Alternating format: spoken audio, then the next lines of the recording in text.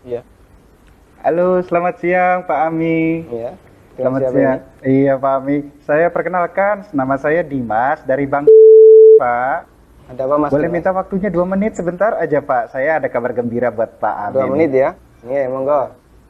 Begini Pak, ceritanya saya ingin menawarkan ada produk kami yang terbaru, credit card platinum kami untuk Bapak. Kebetulan Bapak yang terpilih jadi calon nasabah kami. Cashback, melakukan pencairan dana tunai 30 juta, 2 hari Pak pencairannya. Gimana Pak? Bapak tertarik? Apalagi ini belum ada bebasan annual fee tahunannya Baik, Pak. baik. Sebelumnya saya boleh tanya dulu ya? Boleh Pak? Nggak masalah ya? Baik. Mas Dimas Muslim? Saya, iya Pak, betul Pak. Muslim ya? Alhamdulillah ya. Kita sama-sama Muslim. Iya Pak. Mas Dimas pernah dengar nggak tentang riba? Iya, pernah dengar maksudnya. dengar ya? Iya, Pernah kebayang bahaya riba nggak? bahaya riba, iya tahu Pak. Mungkin pernah dengar hadisnya atau ayat Qur'annya? Pak, Pernah. tapi Pak, tapi bagaimana? Masih tertarik Pak dengan kartu kredit platinum kami Pak? Nanti kita lanjutkan. Saya boleh cerita dulu? Ya, boleh, boleh. Jadi gini Mas Dimas. Coba Mas Dimas bayangkan kalau ada orang yang berzina sama ibunya. Kira-kira respon masyarakat gimana? Semua orang sepakat jelek ya. Gimana? Maksudnya gimana Pak? Kalau misalnya ada orang yang berzina sama ibunya, semua orang akan menganggap dia melakukan perbuatan yang maksiat. Ya bejat itu Pak. Wah, bejat sekali ya. Bejat Pak. Baik, kita sama-sama sepakat untuk itu. Iya. Begini, Nabi SAW menyebut bahwasanya riba itu ada 73 pintu. Pintu yang paling ringan, kata Nabi SAW, dosa riba itu seperti berzina sama ibunya, Mas. Itu nilai dosa riba yang paling ringan. Coba kalau Anda tadi tawarkan 30 juta, itu berapa nilai ribanya? Ya, tapi kan... Saya lanjutkan boleh? Ya. Ya, kita lanjutkan dulu ya. Iya. Saya sebutkan, ini ada beberapa fase kehidupan manusia. Orang yang makan riba semuanya mendapatkan azab dari Allah.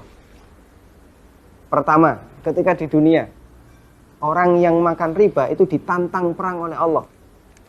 Coba Mas bayangkan. Kata Allah Subhanahu wa taala, ya ayyuhalladzina amanu taqullaha wa dzaru ma baqiya minar riba. Wahai orang yang beriman, bertakwalah kepada Allah dan tinggalkan semua bentuk riba.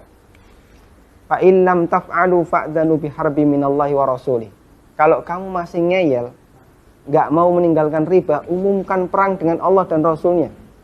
Coba, kalau kita ditantang perang oleh Allah dan Rasulnya, kira-kira ada nggak peluang untuk menang?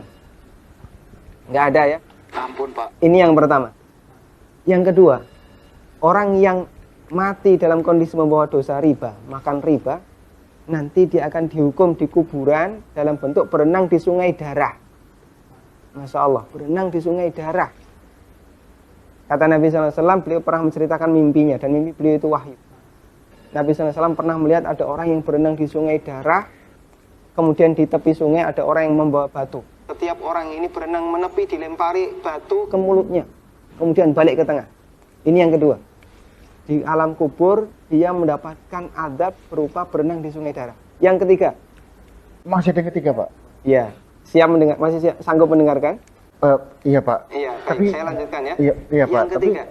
Ketika orang ini dibangkitkan oleh Allah dari alam kubur, dia dibangkitkan dalam kondisi sempoyongan, Mas.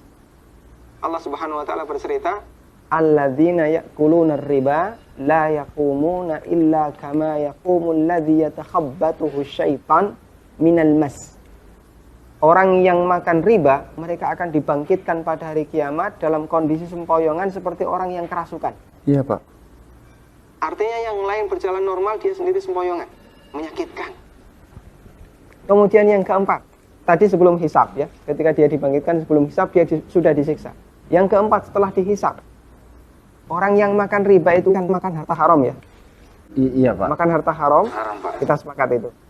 Kalau kemudian daging kita tumbuh dari sesuatu yang haram, berhak nggak dapat surga? Enggak Pak. Layak nggak dapat surga? Enggak Pak. Sementara tempat di akhirat cuma ada dua pilihan. Kalau nggak surga, Neraka Pak. maka kata Nabi SAW, kullu lahmin nabata bin suhtin, setiap daging yang tumbuh dari sesuatu yang haram, kata beliau, annar aulabi. Iya Pak.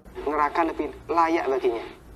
Coba Mas Dimas bisa perhatikan, dalam 4 fase kehidupan orang yang makan riba itu semuanya sengsara. Ketika masih hidup di dunia, dia ditantang perang oleh Allah. Ketika mati, dia berenang di sungai darah. Iya Pak. ketika dibangkitkan dalam kondisi sempoyongan, setelah hisab dia ditempatkan di neraka. Iya Pak. Masya Allah. Masih ada tawaran yang lain? Ampun Pak. Masih dilanjutkan?